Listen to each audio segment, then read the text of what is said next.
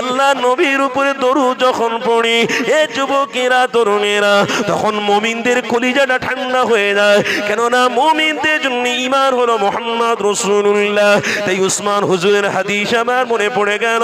এ যুবক শুনে রেখে নাও, হযরত উসমান গানি বলতে লেগেছে, আল্লাহ নবীর চেহারাতে যে মজা পেয়েছি, আমার রাসূলুল্লাহর নামে যে মজা পেয়েছি, দুনিয়ার কোনো আসবাবে এত মজা নেই, দুনিয়ার কোনো অর্থে এত মজা নেই, দুনিয়ার কোনো মানুষের পিছনে ছুটে এত মজা নেই।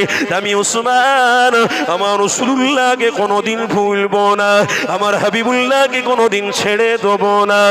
এ যুবক সাহাবী শোনো, এ যুবকেরা তরুণীরা, যুবক সাহাবাদের কথা শোনো, আল্লাহ নবীর প্রিয় সাহাবাদের কথা আপনাদেরকে বলছি।